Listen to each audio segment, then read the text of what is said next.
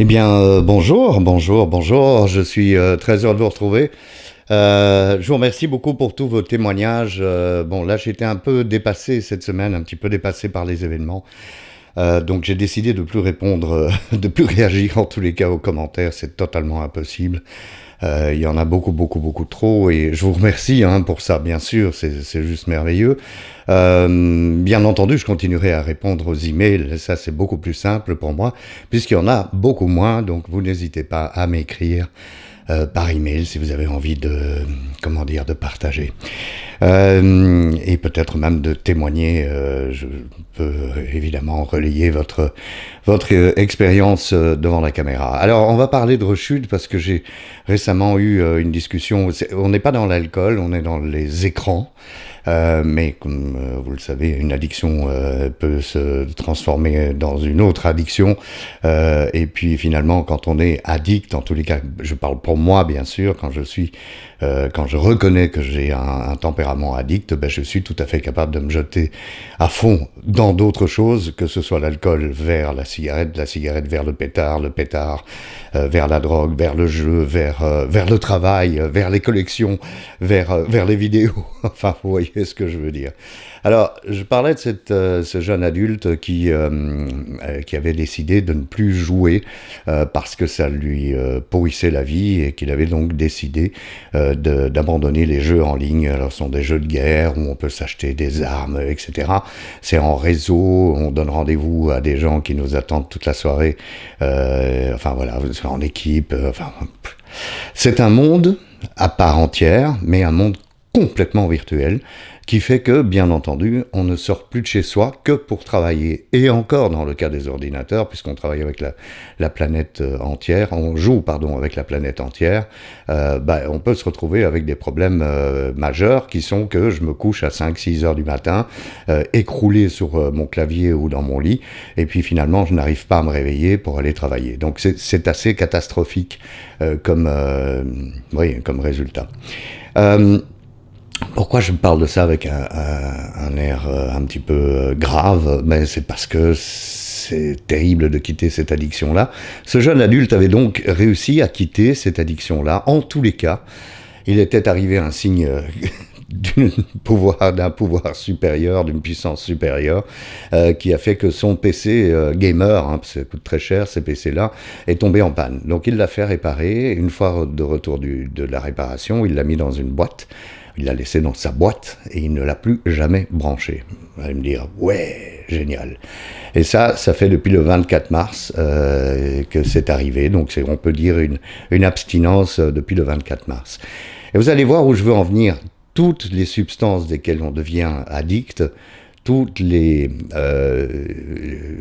manières de devenir addict ont le même phénomène, c'est que on retombe facilement dans cette même addiction. Alors ici, la rechute a été non pas avec l'ordinateur gamer, puisqu'il n'est toujours pas branché, mais avec, oui, le smartphone. Donc j'ai un écran. J'utilise mon écran, le plus grand possible, bien sûr, le smartphone de 6 pouces et demi, voire plus, de manière à pouvoir continuer à jouer en ligne, pouvoir continuer à regarder des séries en boucle. Et je suis collé sur mon smartphone tout le temps. Est-ce que j'ai de nouveau une vie virtuelle? Bah oui, parce que la différence, c'est que je suis pas cloîtré chez moi, mais quand je suis à l'extérieur de chez moi, je suis sur le téléphone. Alors, je transpose ça à ce que j'ai entendu comme témoignage au niveau de l'alcool. Ce soir, je ne me bourre pas la gueule. Ce soir, je ne serai pas saoul. Ce soir, je ne bois pas. C'est un peu la même chose.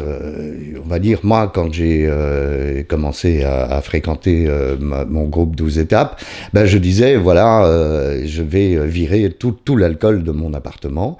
Et le soir même de mes deuxièmes 24 heures sans avoir bu, eh bien, j'ai descendu tout ce que j'avais, alors que je venais d'acheter un frigo à vin tout neuf pour garder le vin frais, parce que là où j'habitais, il faisait très chaud. J'ai descendu toutes les bouteilles de vin dans le coffre de la voiture de ma petite amie de l'époque, et comme ça je n'avais pas d'alcool chez moi.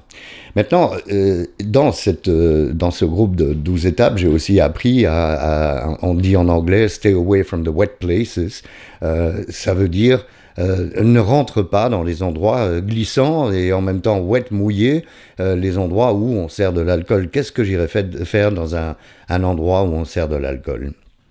Seul, sans raison, sans avoir donné rendez-vous par exemple à des amis ou à une amie. Qu'est-ce que j'irais faire là? Eh bien, l'histoire se répète toujours. C'est la même chose à chaque coup. Je craque, je sors de chez moi avec la ferme intention d'aller acheter, je ne sais pas moi, un pain. Hein, on va aller à la boulangerie ou au magasin, peu importe ce que vous achetez. Vous sortez parce que vous devez sortir pour acheter quelque chose. Et puis tout d'un coup, je me retrouve en marchant, je passe à un premier bar, un deuxième bar, et puis un troisième bar. Je me dis, oh, j'ai soif. Je boirais bien un peu d'eau pétillante ou un coca ou un soda. Et je rentre dans ce bar. Et qu'est-ce qui va arriver? Eh bien, je bois mon coca et puis je me dis, oh, bon, je vais prendre un verre. Mais un verre seulement. Un verre, pas plus. Et qu'est-ce qui va se passer? Bah, je vais rentrer ivre-mort et j'aurai cassé mon abstinence. Ce que j'essaye d'illustrer ici, c'est une expérience que personnellement je n'ai pas encore eue. Hein. Je n'ai pas encore fait de rechute dans le domaine de l'alcool, de la drogue, de la cigarette, ni de la bouffe d'ailleurs, puisque bon, mes compulsions sont un petit peu parties. Mais je me retrouve quand même avec cette idée, attention Stéphane, sois vachement vigilant, parce que tout peut arriver, y compris la rechute sur l'alcool, si tu te laisses emporter. Il n'y a pas de raison d'aller dans un endroit où on sert de l'alcool. Si on est seul, il n'y a pas de raison de dire « Ok, je vais laisser mon PC dans son carton, mon gamer dans son carton, parce que comme ça, je ne jouerai pas si je me mets à jouer sur un écran. » Voilà, ce que je voulais dire, c'est que c'est une vigilance. Hein, après la dernière vidéo où on parlait de 24 heures à la fois, et c'est vrai que ça fonctionne.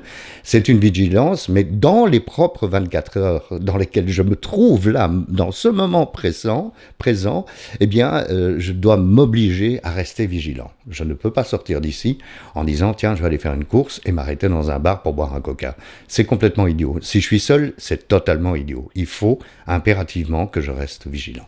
Voilà, j'espère que ça vous sert à quelque chose. En tous les cas, moi, ça m'aide à rester abstinent. Comme vous le voyez, je suis toujours abstinent. Et je vous souhaite de passer une très très bonne semaine. À bientôt.